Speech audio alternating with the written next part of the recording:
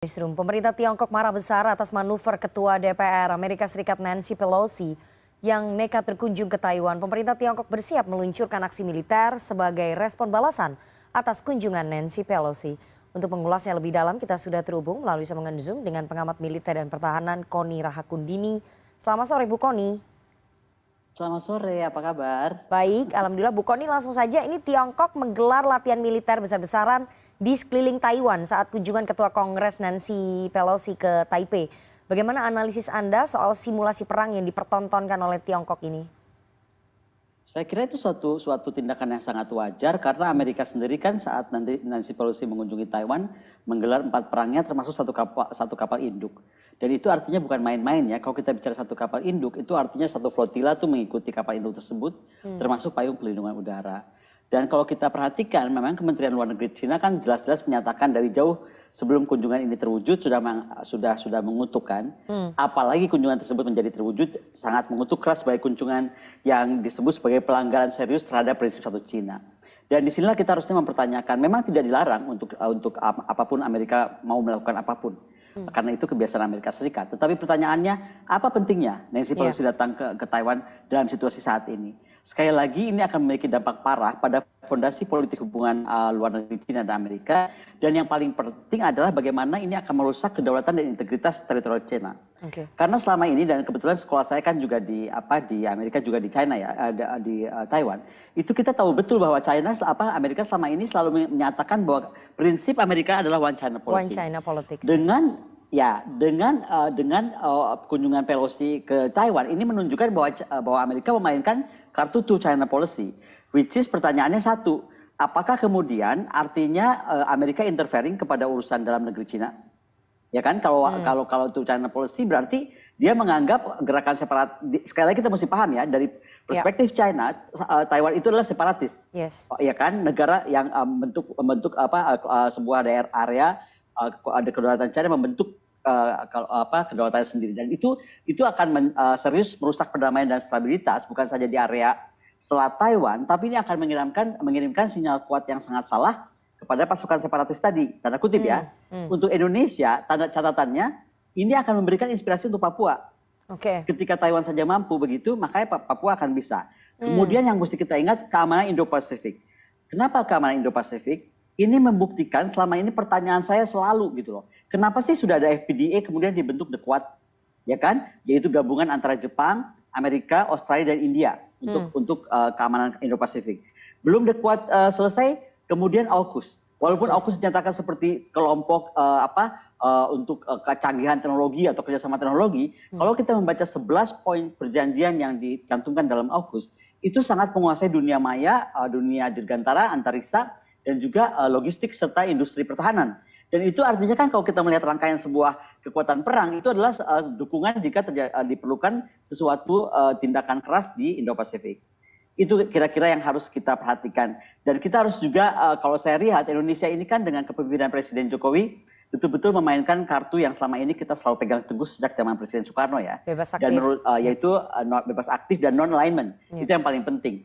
Non-alignment itu artinya tidak ada keberpihakan, dan itu artinya kita mungkin bisa berharap Presiden Soekarno dulu bisa mengatakan to hell Amerika kalau memang membahayakan kawasan atau membahayakan kita. At the same time kita harus berani juga menyatakan demikian.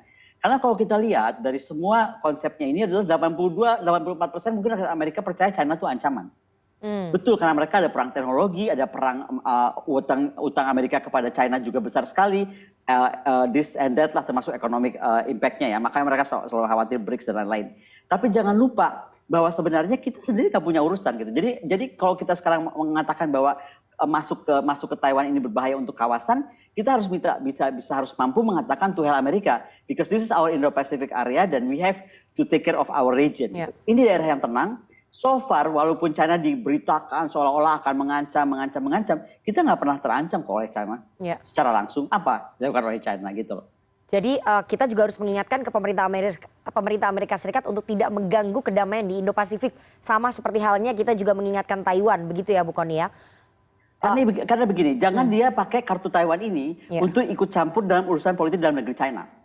Kalau kita menginginkan pesan sinyal ini penting sekali, maka kita juga menginginkan sebenarnya akan hal yang sama, persiapan jika kemudian Amerika akan ikut campur urusan Papua. Jangan salah ya, Ya. ini kita mesti sangat hati-hati karena kartu Papua juga adalah kartu penting buat Amerika Serikat. Nah, kemudian kita mesti lihat lagi dari faktor misalnya sekarang kita kaitkan ke kemarin exercise Garuda Shield, ya kan? Itu yang dari awal saya bilang sebenarnya Garuda Shield itu betul-betul harus dilakukan di daerah sanakah gitu. Ya kan, daerah Natuna kah? Karena itu sebenarnya akan memancing. Bayangkan ini kan exercise militer besar-besaran yang kita lakukan bersama Coalition of the Willing. Siapa Coalition of the Willing? Amerika dan kawan-kawan. Padahal we are not having anything with China. Jadi untuk apa kita sebenarnya menampakkan wajah seolah-olah kita adalah bagian dari Amerika Serikat. Gitu. Ya. Nah, kalaupun kita sekarang mau mengambil langkah balance ya kan, kalau memang kita tetap mau pegang non-alignment kita, coba deh kita rasakan, kita bikin exercise sekarang di daerah Papua bersama Rusia, bersama Cina. Apa rasanya Australia dan Amerika begitu kita melakukan itu? Toh exercise ya kan, untuk membangun kita kerjasama kekuatan militer kita untuk bisa network scientific warfare, bisa bisa kerjasama antar matra dan lain-lain dengan negara kawasan. At the same time itu pasti akan shocking buat Australia dong. Makanya kita harus mengerti betul perasaan Cina hari ini dan sekali lagi Amerika berhentilah memainkan kartu Taiwan. Karena buat saya ini agak aneh. Kenapa pentingnya Pelosi melakukan ini? Gitu. Apakah ini exit door dari kebijakan Amerika yang salah terhadap Rusia di kasus Ukraina, perang Ukraina? Ini memasuki musim dingin. Saya lagi melihat apakah sedang mau mencari exit door dari kasus kegagalan kebijakan Amerika dan NATO di kasus Rusia dan Ukraina, sehingga kemudian membuang isu ini atau perang ini atau menggeser perang ini ke kawasan kita. Dan inilah kita harus betul-betul tolak gitu. Karena kalau ini terjadi itu artinya Amerika dan kawan-kawan tidak menjaga kawasan kita sebagaimana yang kita harapkan. Karena toh sekali lagi dengan ASEAN ya kan, dengan Cina, dengan semuanya, even dengan India bagian dari Quad, even dengan Australia bagian dari Quad, bagian dari FPDG, bagian dari AUKUS pun kita baik-baik aja gitu. Tapi kalau satu step ini maju, saya rasa Indonesia harus mengambil sikap tegas dengan bebas aktifnya dan non-alignmentnya. Oke, jadi pemerintah harus adil juga ya mengingatkan kepada Amerika Serikat untuk tidak mencampuri urusan domestik negara lain. Saya ingin tanya Bu Kony, tapi dengan reaksi wajar yang tadi Anda katakan bahwa latihan militer digelar oleh pemerintah Tiongkok, apakah kemudian pemerintah Tiongkok akan betul-betul memberikan sanksi begitu, memberikan aksi balasan dari segi militer kepada Amerika Serikat atau kepada Taiwan dengan adanya kunjungan Nancy Pelosi ini? Kalau untuk mengakukan saya kira kita mesti melihat juga apa reaksi. Ini kan setelah reaksi ini ada statement politik ya. Tapi kalau kita perhatikan statement politik dari China sudah sangat keras. Itu pernyataan bahwa mengutuk dan menganggap ini pelanggaran serius terhadap prinsip satu China. Itu menurut saya sudah sangat konkret. Dan itu sangat jelas. Kalau kita dalam posisi China pasti kita akan melakukan hal sama. Gitu kan? Karena ini kan dampak parahnya pada kawasan. Yang kedua, kita harus ingat bahwa setelah Taiwan itu sangat berdekatan dengan Laut Cina Selatan. Jadi jangan sampai isu Taiwan itu menjadi pintu masuk untuk kemudian bring the issue to the whole South China Sea area, which is itu sebenarnya betul-betul pintu atau gerbang kita karena itu Natuna ada di sana kan. Nah ini yang kemudian kita betul-betul harus mendudukan sebenarnya atau menyuarakan kepada Amerika Serikat sama seperti suaranya Rusia. Kalau kita perhatikan Presiden Putin langsung juga ikut mendukung suara Xi Jinping. Karena apa? Karena beliau pun merasa kenapa tiba-tiba kawasan yang tenang damai ini dimasuki. Jadi tidak ada yang melarang Nancy Pelosi untuk berkunjung kemanapun. Tetapi sekali lagi ingat ya, Amerika itu memegang one China policy dan itu dia harus pegang terus. Karena begitu dia masuk ke suatu China policy ada masalah konkret yang dihadapi Amerika Serikat juga. Bahwa kalau demikian maka Taiwan adalah negara. Sekarang ini kan Taiwan diberlakukan setengah negara. Contoh Indonesia. Apakah Indonesia punya hubungan diplomatik? Tidak. Kita nggak punya duta besar gitu. Karena dianggap Taiwan bukan negara gitu. Nah kalau sampai dengan kunjungan Pelosi itu menyatakan bahwa itu hak dia, hak Amerika Serikat untuk melindungi Taiwan, berarti dia menganggap Taiwan itu sebagai negara dan ini akan merubah secara signifikan status Taiwan di dalam dunia internasional. Oke, jadi ada dualisme sikap Amerika Serikat di sini ya. Di satu sisi mereka mengakui one China policy, tapi di sisi lain mereka mendatangi Taiwan dan seolah-olah memberikan dukungan kepada Taiwan. Tapi Bu Kony, terakhir kalau dari pernyataan-pernyataannya Ketua Kongres Nancy Pelosi ini mengatakan bahwa pemerintah Amerika Serikat tidak akan meninggalkan Taiwan. Kalau memang betul nanti terjadi serangan, apakah kebijakan Amerika Serikat akan sama seperti yang terjadi di Ukraina? Taiwan juga akan merasakan ditinggal dalam tanda kutip? That is actually my first question dari awal. Sebenarnya Nancy Pelosi ini mau ngapain? Mau memindahkan Ukraina war kepada Taiwan? Toh Taiwan nggak ada masalah.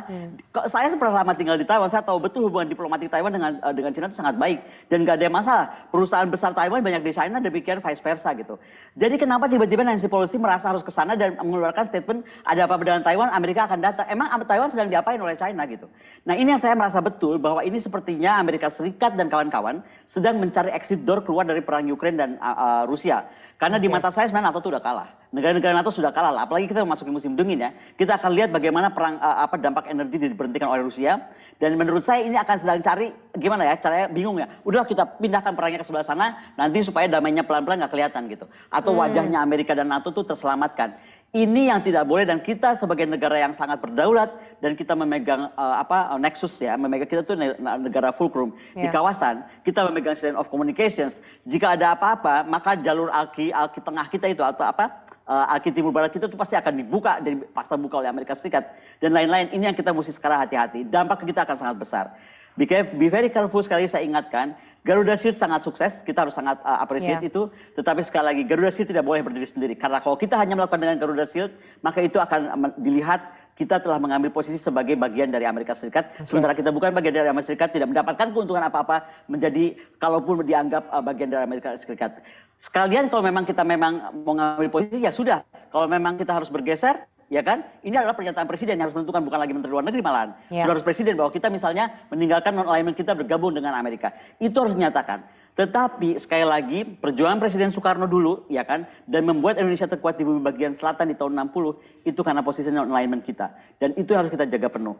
Saya mau ingatkan saja kita akan memasuki peringatan Konferensi Asia Afrika.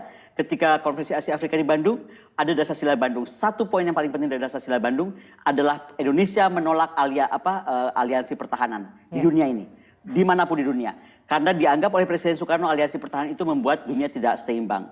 Dan saya kira inilah saatnya Indonesia menyatakan hal yang sama, menolak aliansi karena kalau ini kalau kemudian kunjungan Pelosi ke Taiwan itu betul-betul membuat China marah, maka ini akan membangkitkan Indo-Pasifik yang segera bergolak. Saya kira demikian. Oke, kita harapkan itu tidak terjadi, Bu Kony, dan ketegangan antara Amerika Serikat dengan Tiongkok dan juga Taiwan segera mereda begitu. Terima kasih sekali atas analisis yang sangat komprehensif. Terima kasih. Kony Rahgundini Bakri, pengamat militer dan juga pertahanan. Sehat selalu, Bu Kony.